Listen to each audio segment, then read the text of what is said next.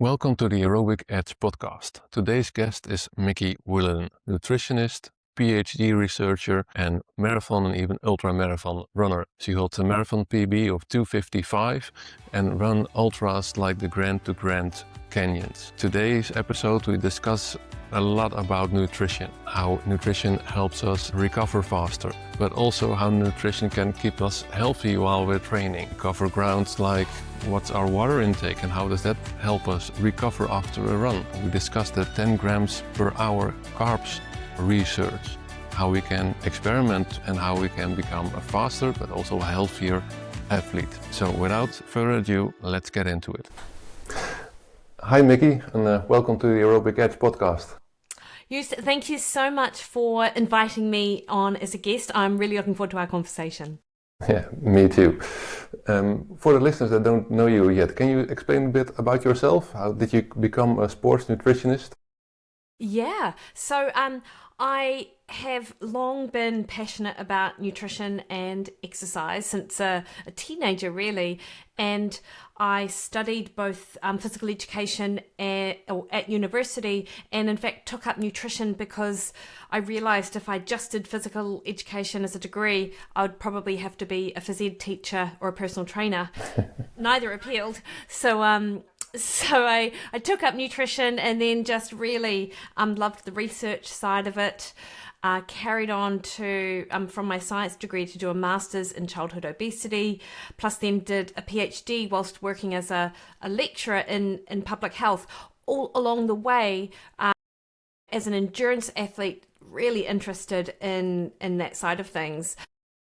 And so when I started practicing, when I was in my early 20s, really, I started seeing a lot of athletes like me, I guess. And so as I've developed my career, along with just being an endurance athlete, I've got a large portion of my clientele are, in fact, endurance athletes, just like me. Yeah, you're an endurance athlete. What's your history there? Yeah, so I was much more of a bookworm as a child, actually, and as a teenager. But when I was at high school, my phys ed teacher said to me, "Mikki, you're never going to be that good at sport because you're too good in the classroom." And he was a basketball coach at the time, actually, and all of my girlfriends played basketball. And I'm like, "Oh, I'm going to teach him." And so over the course of that summer, I started taking up running, and I was quite chubby, actually. I took after my mum, I suppose, and so I took up running. I got fit, and then sort of grew out of my younger sort of, girl body, if you like, and just started looking a bit more like a runner. And then I got back to school that following year, and because our school year starts in February here in New Zealand, and my teacher saw me, and he's like, he just couldn't believe the shift and the change in me. And so his comment motivated me to start running. And then he was right, I was never very good at basketball because I'm terrible with any sort of prop. But I just loved running, Joost, and so I just sort of continued that along the way. And so it sort of shifted from being I guess, quite serious marathon runner, I suppose, in my late 20s. I've got a PB of 2:55 in the marathon some years ago now, and now I sort of am much more into the trail running. I love road running. It does have my heart, but my body at 48 doesn't love it as much as I wish I could do. So I love long trails as well. And then of course I combine my endurance running with strength-based training, with some cross training. I might be a bit like you in that I just love training. So, any opportunity to do it, I'm probably going to do it. Exactly. Yeah, that's probably true for a lot of runners. Yeah. Yeah, you did some ultras as well. I saw. Yes. So more recently, my husband, he's very interested in trail running. He sort of got me much more interested in it. I'm not very. I feel like if you were younger and your parents took you hiking and you were into that outdoorsy stuff, I feel like you've got the skill base that's very difficult to develop as an adult. And I never had that as a child, really. But I'm definitely better now than I was 10 years ago. And so he's encouraged me on the trails. And last year, particularly, we just sort of discovered multi-day run run events like the Southern Lakes Ultra here in New Zealand. If any of your listeners want an amazing multi-day endurance run, highly recommend that. The dollar is very good. Like, it would be very cheap for anyone in Europe listening to do it. So we did that one, and then we've also done the Grand to Grand it was from the Grand Canyon to the Bryce Canyon. We did that in September last year, which again was just such a wonderful experience. So, as you get older, Joost, you have to sort of slow down. So the only thing to do is to go longer, basically. Yeah, exactly. Yeah. And now you have a travel agency as well. We're coming to New Zealand. Yeah, good. That's perfect. I can also imagine that your running influences the way you teach or coach nutrition. Did that have any influence? Yeah, I think so. Like, a couple of sort of key things, I suppose, happened along the way. So I was, as I said, I did a science degree in nutrition. I really learned that quite conventional way of thinking about nutrition and thinking about fueling. And it wasn't until I was a senior lecturer at AUT University here in Auckland, and our research group got interested in the concept of lower carbohydrate diets for people with type 2 diabetes. And, our whole group essentially were endurance-based athletes. Like my colleague and the professor heading the group, Grant Schofield, who you should get on your podcast. He's amazing.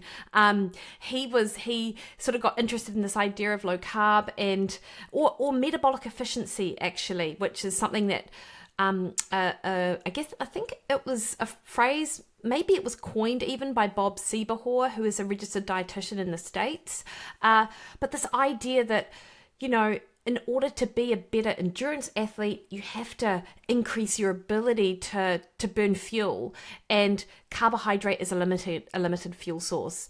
The average person might store anywhere from 500, maybe even 700 grams of carbohydrate in the muscle, in the liver, transiently in the bloodstream, but at some point it's going to run out, was the thinking back then. And we might have a different understanding about how our body utilizes carbohydrate, but anyway, this is in comparison to the hundreds and thousands of calories we've got stored as fat on our body. And even the leanest runner could run several back-to-back marathons and not actually run out of a fuel supply if they were able to tap into their fat stores. And so we became very interested in this concept of metabolic efficiency, becoming better able to utilize fat as a fuel source.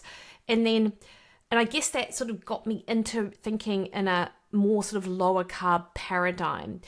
And that was back in about 2011, 2012.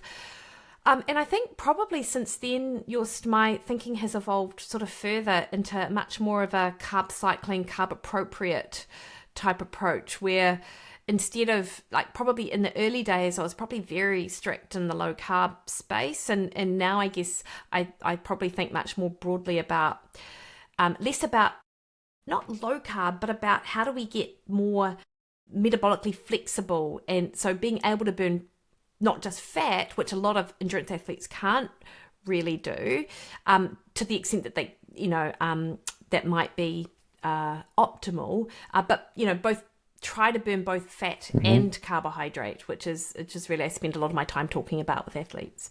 Yeah, because I feel when I talk to athletes that fueling and nutrition sometimes underlooked. That they just think, if I eat carbs, I'm golden, it's good.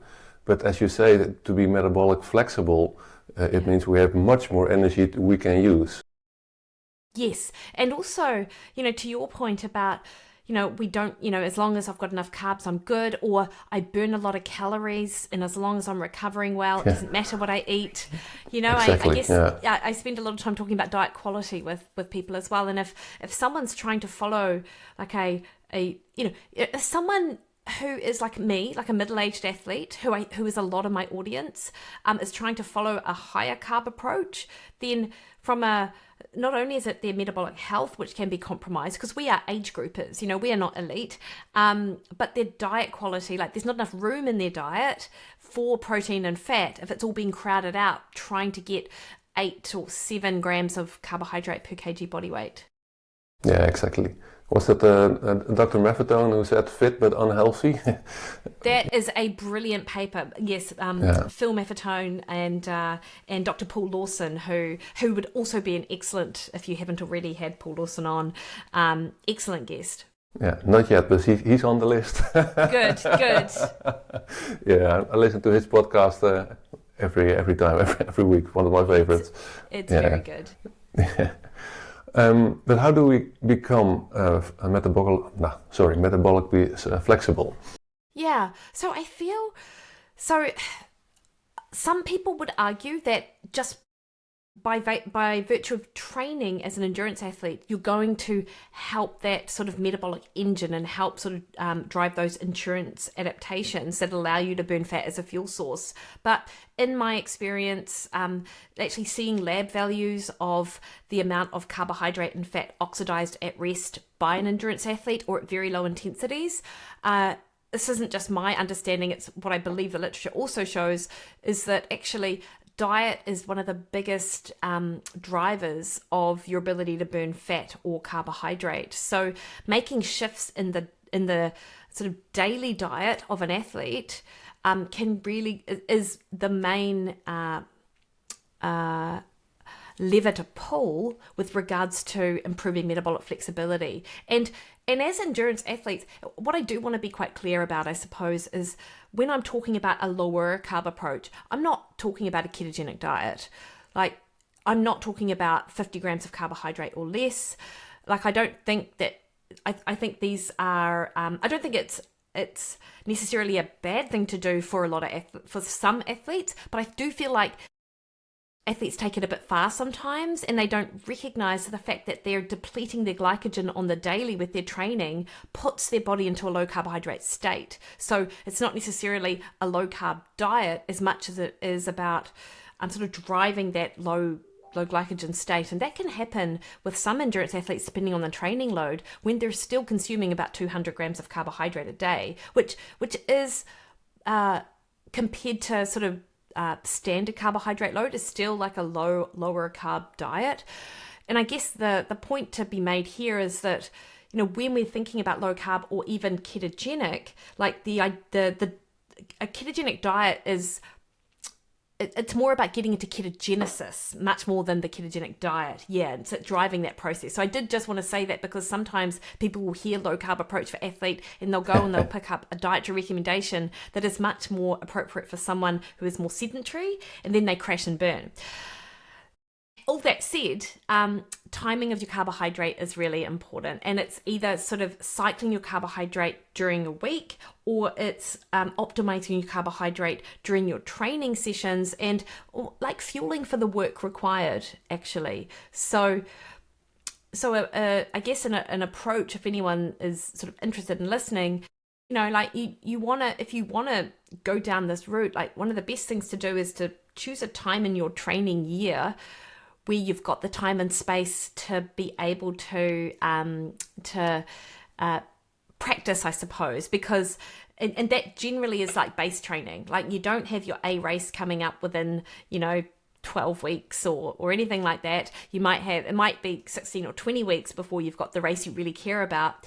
And you want to give yourself a good 6 to 8 weeks, I think, where you can just sort of consistently train, get some volume in, but keep it quite low intensity, because the low intensity nature of your training plus a lower carb approach can both help sort of improve your ability to burn fat. And the reason I say low intensity is because as soon as you lift the intensity higher, that sort of will push the body into that glycolytic state. It'll want to be burning glycogen and carbohydrate. Whereas at the lower intensity training, when the heart rate is kept low and you're sort of building your base, it's easier for your body to utilize fat as a fuel source.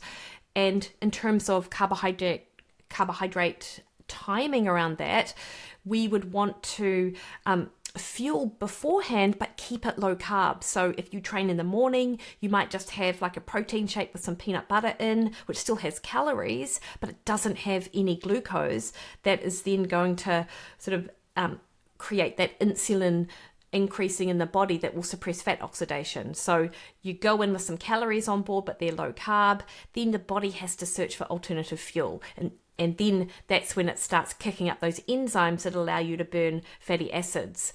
Because of course, as you're getting up in the morning, you're actually coming out of an overnight fast and your liver glycogen is low. And that is the thing, like your muscle glycogen will still probably be fine, but your liver glycogen is low. And that's what we need in order to help sort of enhance this effect.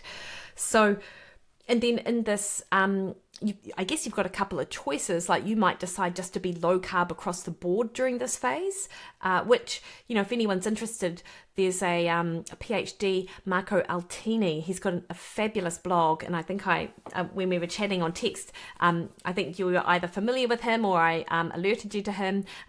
He's got an excellent Substack account, which is free to access, which gives you a really good sort of protocol. But, like you keep carbs low across the board, you keep calories. Calories don't have to be low, but carbohydrate is low. But then if you are bringing in some carbohydrate, it's sort of post-training in those earlier phases. So you're able to replete your glycogen in your muscles, which then will allow you to continue training. So I guess there are various routes, but it's that carbohydrate cycling in your diet and or keeping the carbs low, which really is the driver.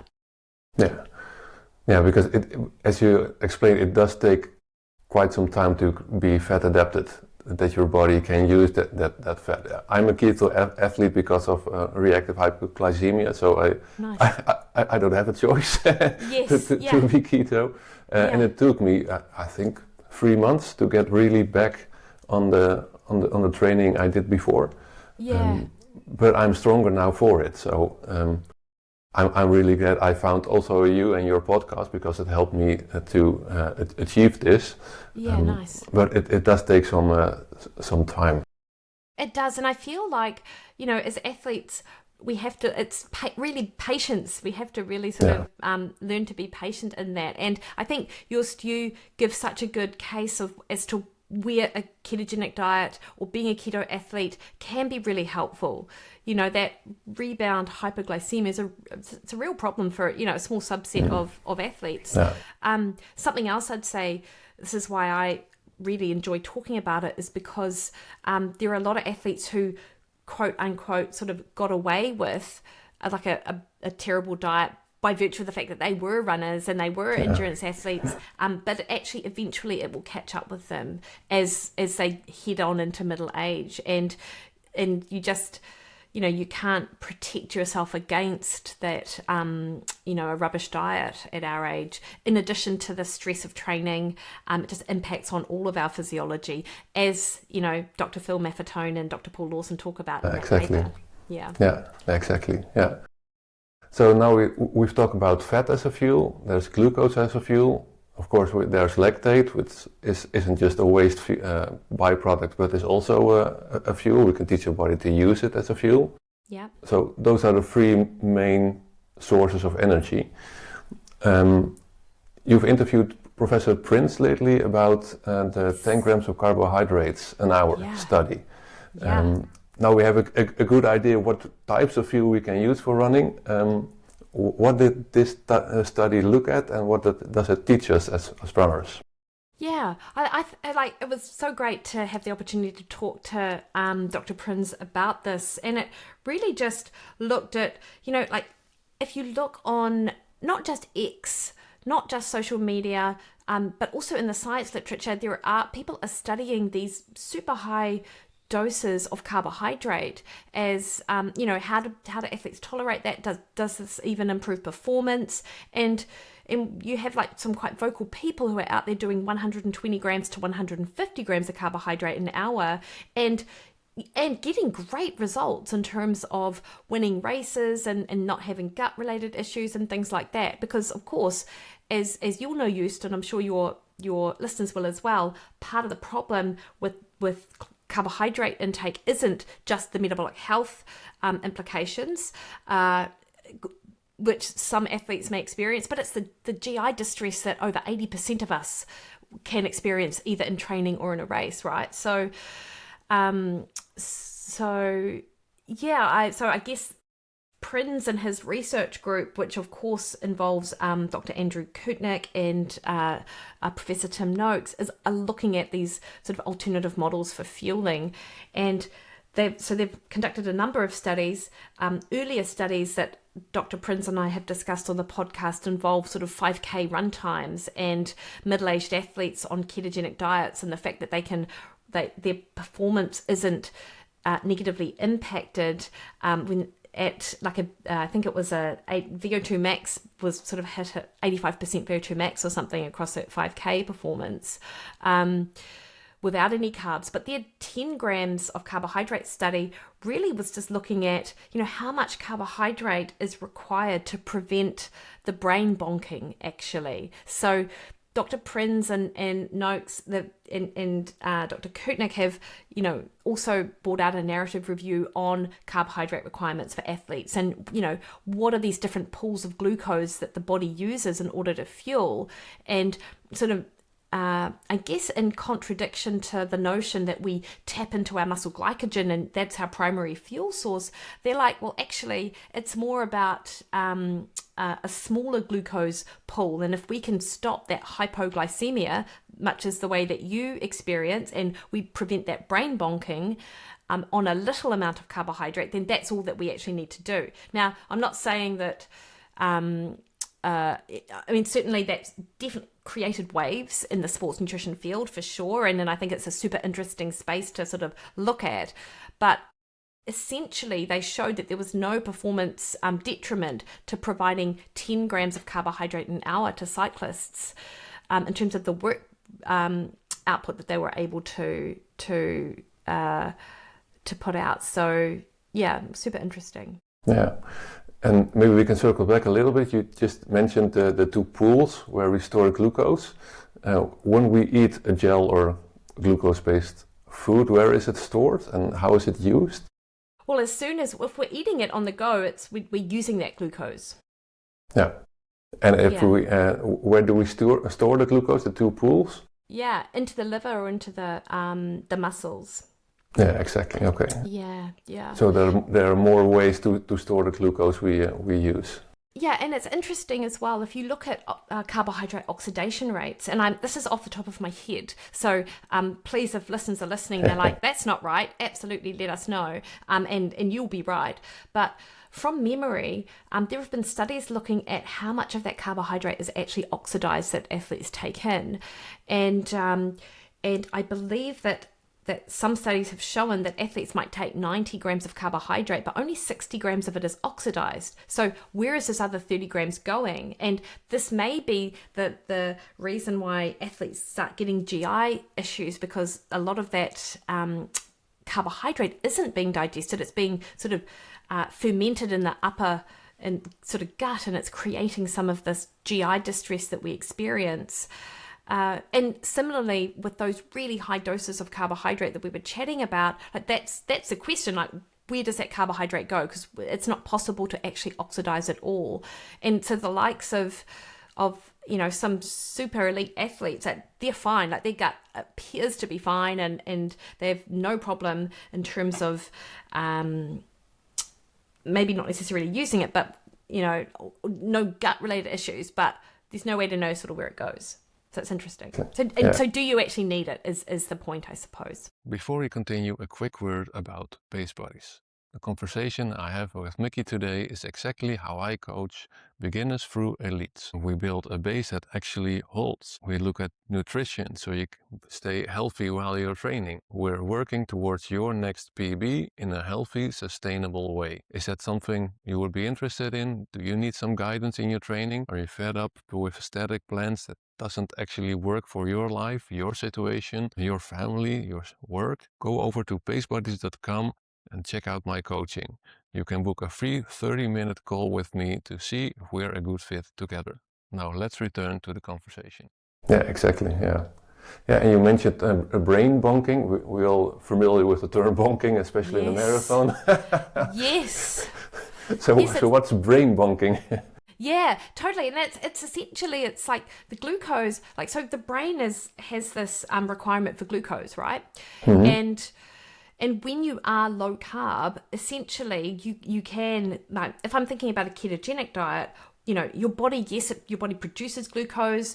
Everyone's body produces glucose at maybe 120 to 130 grams a day, but but that if you're not taking in carbohydrate, that glucose is preferentially going to red blood cell formation, your retinas and your brain essentially. But of course, the brain can run on ketones also, and lactate, and use lactate as a fuel. However, when your brain is like, when you're training and you get that sort of hypoglycemic or you get that sort of bonking, what studies have shown is that this is not due to muscle glycogen stores being depleted. And in fact, you know, a lot of the time when they look at that glycogen depletion studies, like there's still glycogen in the muscle, yet athletes have bonked. And what they think it is that, and this is what Prins and Noakes were looking at, is that actually it's your brain, it's that central fatigue is actually kicking in, and that's what glucose helps protect against. And that's why that small amount of glucose is the amount required, or is that, is sufficient to help prevent that. And that's their argument, that that smaller glucose pool is really just to help with help prevent that brain hypoglycemia. Yeah, exactly. So it's more of protecting the brain so it won't stop our muscles from working. Yes, which is, Joost, I'm not sure if you're familiar, I'm sure you are actually, and listeners may be familiar with this as well, but there are like a number of studies in cyclists looking at carb rinsing, and I'm not sure if, and so for those... We've spoken about it, yeah. Oh, you have, yeah, amazing. Yeah. Like, I think that's super interesting too, which sort of speaks to this idea as well, like a small amount of carbohydrate in your mouth just sends signals to your brain to increase motor output. I mean, if that really just, I think it just really highlights that there are different mechanisms with which the brain reads energy and how to use that energy. Yeah, it's such an interesting topic because we think training or running is just a matter of workout and training, but it's also a metabolic event in our body. It's such an interesting field to combine all these things. To train our body to burn fat, to clear lactate and reuse it, and train our bodies to handle glucose in the most optimum way. Be sparing with it so we can use it later on in the race. Yeah, I agree, and I feel, and I like the way that you put that, because I think even this is a much broader topic of conversation, but like that stress, that metabolic stress, like, stress is everywhere, and as athletes, not only do we put our body under stress, but there's diet stress, but then you've got work stress and family stress, and not that everything is a stress, but I think sometimes in life we underestimate the impact that stress can have on our sort of performance as an athlete, particularly if we use our sport as an outlet for stress. Like I think that's it's interesting, and it's relevant to this conversation because, a body in a stressed state, that will shift fuel substrate use as well. Like it will push you more towards being a glucose burner, and it can suppress that fat oxidation too. So which again is cool for low intensity work, making sure you recover properly and all of that. Exactly. Yeah. That's also something that the study looked at, right? That if we take high amounts of carbs, what you say, you suppress the fat burning capacity. Yeah. So that's also very, very interesting. By thinking we have to fuel more gels and carbs, we're actually down-regulating our fat burning. Yeah, and this is one of the reasons why, if someone's embarking on this approach, it is, I think, important to be low carb pre-training to avoid that occurring. But I will say that once you've been in this sort of approach, and I don't have a timeline, I can't tell you it's after 6 months or after 12 months, I don't know. I suspect it's fairly individual, but if they were to get their fat oxidation measured in a lab and were taking on board gels, they'll find that even if they have a gel pre-training, that actually they're still able to burn fat as a fuel source. And this is that whole concept where we sort of begun our conversation, that we want to build this metabolic efficiency so we become metabolically flexible. So if someone's listening to this thinking, does this mean I can never have a bagel before I go running again? It's like, well, no, it doesn't actually mean that. It means just maybe for the first 6 months you can't, but ultimately your body will become much more flexible at utilizing both fuel sources. And it makes sense to be sorry, that we're not just training our body to burn different fuels in training, but throughout our entire day, because we're just running for X amount of hours each week, but we're eating the entire day. So if we want to be metabolically flexible, we'll have to adjust our entire nutrition. I think so, absolutely. And I also think from the other aspect to it is, of course, moving through the day, right? And, you know, like, I'm not sure about the athletes you coach, Joost, or the people you know, but I know a lot of athletes who will do all their training in the morning, but then actually sit for 10 hours, which from a metabolic perspective isn't sort of ideal either. So it's, it's all important. Yeah, exactly. Yeah. So if we make this practical, how do you approach nutrition during the day and for fueling for a race or running?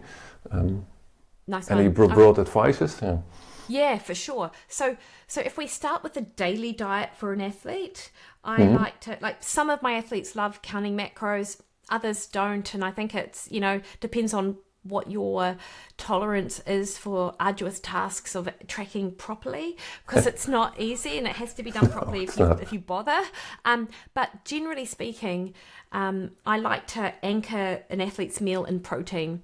First and foremost, and if you are lower carb, you do actually require a higher protein load to assist recovery, and if, you know, latest sports recommendations for protein will have endurance athletes at 1.8 grams per kg body weight per day, which, you know, if you are a 60 kilogram, oh, that's quite light, isn't it? But, you know, 70 kilogram athlete, it's, well, whatever, do the math there. So about over 100 grams of protein.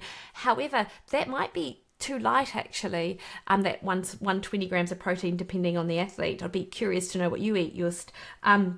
If you talk to the likes of protein researchers, like there is Dr. Jose Antonio, another excellent guest for your podcast, I think. He works with some endurance athletes in different sports, like I think that's Waka Ama, cycling as well. And these are female athletes who are in their 50s eating 3 grams of protein per kg body weight. They're not necessarily low carb. I would say they are lower carb, but they're not super low carb.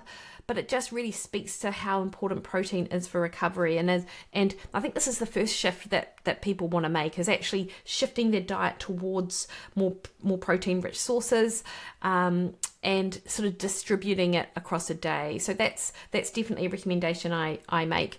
And also, like, if you're someone who grazes, like, I don't think that's a great habit to sort of be in. And if you're sort of shifting to a lower carb approach and suddenly you shift out all your fruit and then you start eating nuts and cheeses, like, some people will absolutely drop body fat, but a lot of people, particularly women, end up gaining weight if that's what they do, because they're still eating, they're shifting out their lower calorie, like, carrot for, like, you know, a big block of cheese, which there's a real difference there. So I suggest that athletes eat, you know, 4 times across a day, maybe have something pre-workout, if that doesn't incorporate pre-workout. So they've still got an opportunity to get in the calories that they need. In terms of carbohydrate, it is really individual use, and I would say that men tend to tolerate a lower carb approach compared to women. And if you look at the literature, you won't actually see that there. But anecdotally speaking, over the 15 years I've been doing this approach, I will say that women tend to feel better on slightly higher amounts of carbohydrate, albeit it's still low compared to the sort of population average. But I also really like to sort of shift carbohydrate choices from the cereals and the breads and the pastas. Rice is okay, but it's not that nutritious. You know, it's starch, but it's not like a ton of other nutrients. But I like sort of potato, sweet potato, fruit, legumes for people who tolerate that kind of fiber. Rolled oats is, totally fine as well for some people. And However, if you are just adopting that lower carb approach, then I would probably try to keep this at a minimum initially. Berries aren't particularly high carbohydrate. I see them more as a fiber source than anything else. And then, of course, an abundance of vegetables, non-starchy variety, greens, reds, yellows, and healthy fats as well. So, I mean, healthy fats, what I mean is don't get your fats from processed refined food. And Exactly, the way that we're talking is that, like, I don't have a problem with people eating animal fats or anything like that. So yeah, that's generally how you'd set up a daily diet. That's very general, but yeah, how I think about it. Yeah, exactly. So it's more about clean food, maybe. If you talk about fats, it's the more natural fats. Yeah, I think so. Yeah. And do you have any preferred proteins? You said about 1.8 grams per k of body weight. And I used to track all my nutrients in the beginning because, I had to. Yeah. So I'm eating about 2 grams of k of body weight on protein, but it was a lot of figuring out how to get it in, to be honest. 100%. Yeah. Yeah, and I will say, even though the recommendation is 1.8 grams per kg body weight, like I myself have probably about 2.2 maybe grams per kg body weight, because I feel like, because I'm hungry, so I have an appetite for it. I really like lean meat, chicken, fish. I mean, not lean meat is totally fine as well, but I'm just thinking from protein to calorie ratio, lean meat is going to be higher in protein. Eggs are excellent, but an egg is sort of 6 grams of protein, 6 grams of fat, so it's not necessarily a high protein food, but I like to add in some egg whites with my eggs if I'm having them. I like prawns or shrimp. And those types of fat-free dairy, fat-free cottage cheese, or full fat, depending on your calorie budget. Just depends on what you can allocate. But of course, if someone is plant-based, then tofu and tempeh are better sources of protein. Edamame beans are better sources of protein. Legumes, which are often sort of thought of as protein-based sources for vegetarians, things like chickpeas, red kidney beans, black beans, etc., are actually more of a carbohydrate source, which is fine, but it just means that they're not as high protein as what people believe them to be. And then in addition, of course, I do like a protein powder. Like, I think people need to sort of not view protein powder as a supplement and actually just think about it as more of a food, actually, because of course it is ultra processed, but it's processed in a way that allows us to digest and absorb it. So I really like a good quality whey protein for people who tolerate whey. Whey protein isolate tends to be slightly high in protein.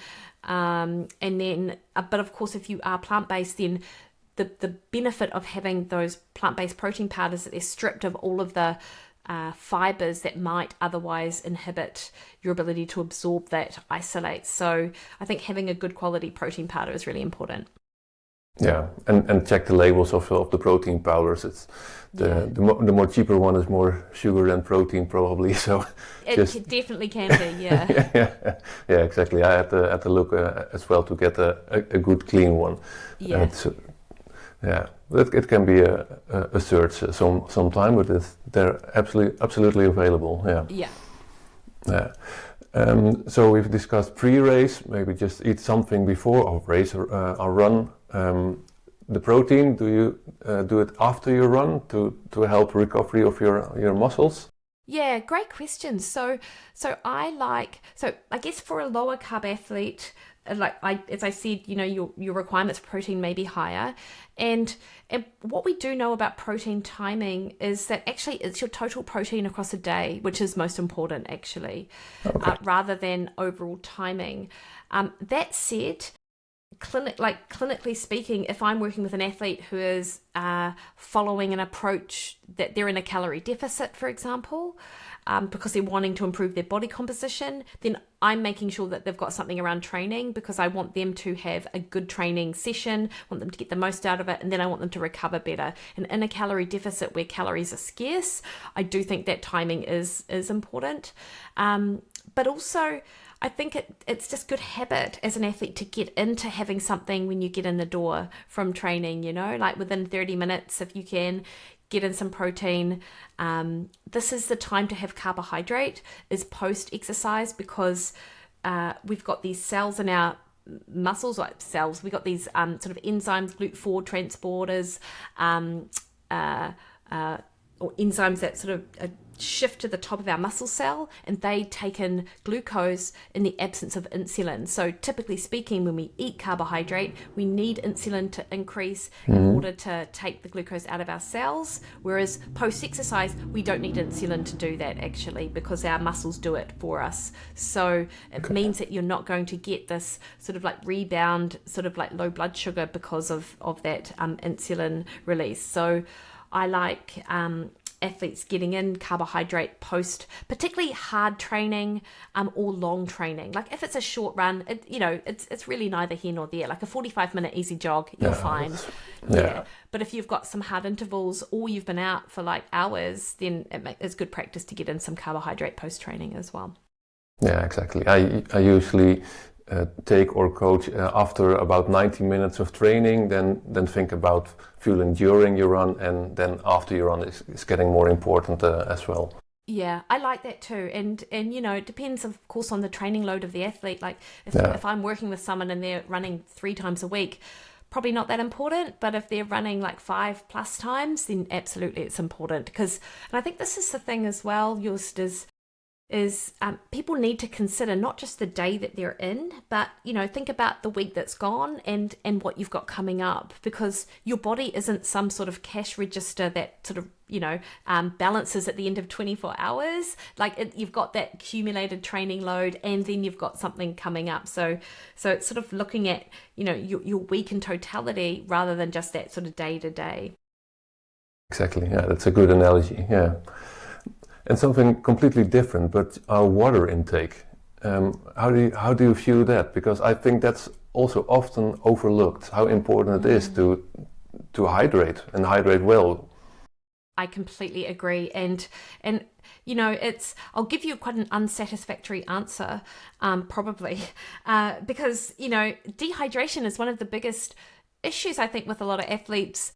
Particularly if you're not in the habit of drinking, like you can't rescue yourself if you're dehydrated at the start of a race. Like it's almost like your race is done if you end up at that start line being dehydrated.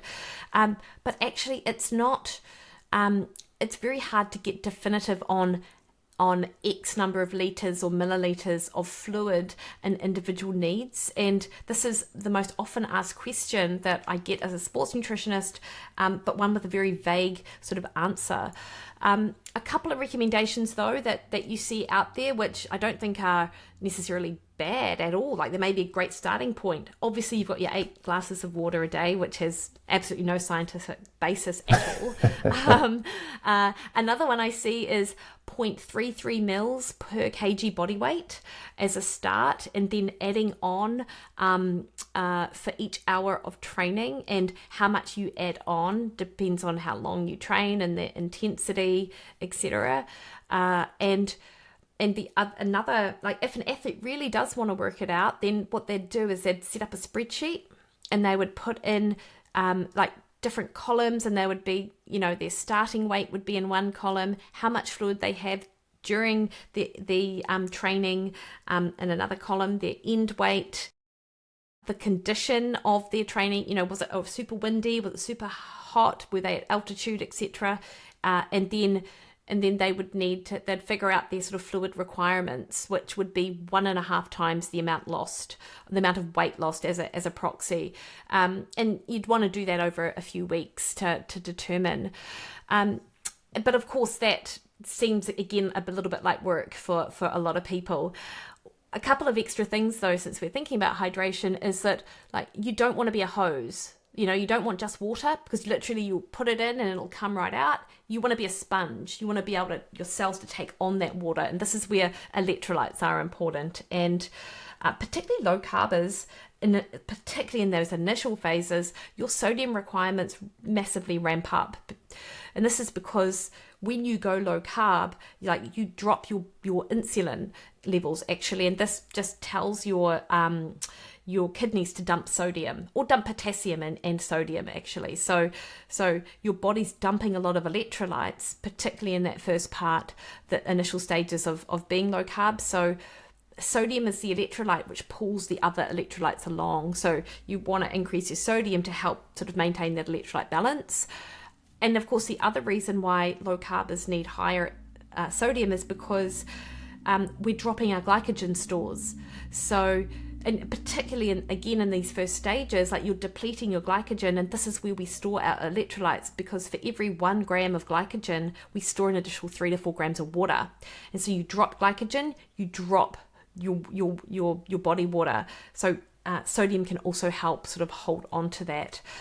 And it's quite variable as to how much someone needs. But if you look at the recommendations from some of the, I guess, the grandfathers of low carb sort of nutrition, like Dr. Steve Viney and Dr. Jeff Volek, they suggest, an additional 5 grams of sodium a day, which is quite substantial, albeit it's a lot. Yeah, it is. But actually, if you look at the American College of Sports Medicine, I'm going to say American College of Sports. It's either sports nutrition or sports medicine. I think it might be sports medicine, ASCM. Yeah. They actually recommend 5 to 8 grams for endurance athletes, actually, which is it's substantial. And I guess obviously it's climate dependent, but there's that acknowledgement that we lose a lot more electrolytes, so we're going to need to replace them. Yeah, and the difficult thing with these things, it's experimenting. As you said, the spreadsheet is very good idea. I know for myself, I'm a heavy sweater. If I do a hard workout, I'm covered in sweat and white streaks on my face and clothes. Yeah. So I know I need more. And if I do, I recover faster. Especially if I drink a lot of water after my workout. Yeah. I didn't do it in the beginning, and I was tired the entire day. But when I replenished my waters, my electrolytes, I was fine the rest of the day. Something so simple as just water that can help us recover faster. Absolutely. One of the best indicators actually for your hydration needs is, of course, the color of your urine. Notwithstanding the bright fluorescent yellow that occurs because, of the B vitamins that you take in your multivite, ideally it would be a pale yellow color at the end of the day. Like if your urine is sort of dark, for across the majority of the day and you're feeling headachy and fatigued, then you definitely need to do something. And look, the worst case scenario with the sodium is that you get this urgent need to defecate. Like if you like muck up your sodium and take too much, you'll need to run to the bathroom. But if that, and the only other caveat I will say is if you do have high blood pressure, then you do need to be mindful of sodium. But outside of that, for most people, it's been one of these sort of nutritional boogeymen, if you like, that really there's for not great reasons. Yeah, exactly. Yeah. No, there was a great discussion because now we've covered almost all bases in nutrition for our training, and the meal before, after, the hydration, and the gels. We just covered the study very shortly. It's about 10 grams per hour, but that's also something we can experiment. It's not saying you should just eat 10 grams, but experiment, try. And I think Joost as well, like with that, I think that 10 grams is like a floor. Like now exactly. Like we don't know, but you've got this sort of baseline, and I've run so I did the Grand to Grand, I did Boston Marathon, I did the Southern Lakes Ultra, and I probably had about 15 grams of carbs an hour during Boston Marathon because it was like a fun run. Like we were just running it to really soak up the atmosphere. In Grand to Grand, I had about 40 grams of carbs an hour, which was perfect. My stomach was good.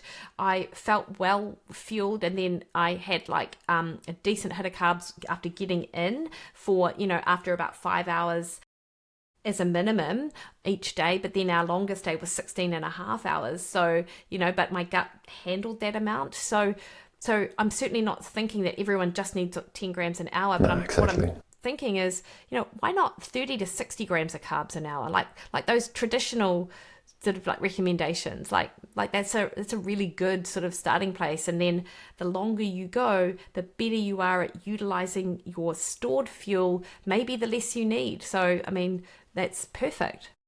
Yeah, exactly. Yeah, that's a very good overview. Yeah, thank you. There's one more subject I would like to touch briefly. You said it a few minutes back. If we want to lose some weight or body composition, how would you tackle that? Because if we want to lose weight, a lot of runners start running to lose weight. Yeah. So maybe they're in a calorie deficit, but we don't want to be that big that we're going to go into an energy deficit. How do you approach losing weight and nutrition? How you balance it? It's such a great question, and I feel like for athletes, like the best approach is to, you can't chase two rabbits at once. So you cannot chase performance and you can't chase body composition at the same time because they're competing goals.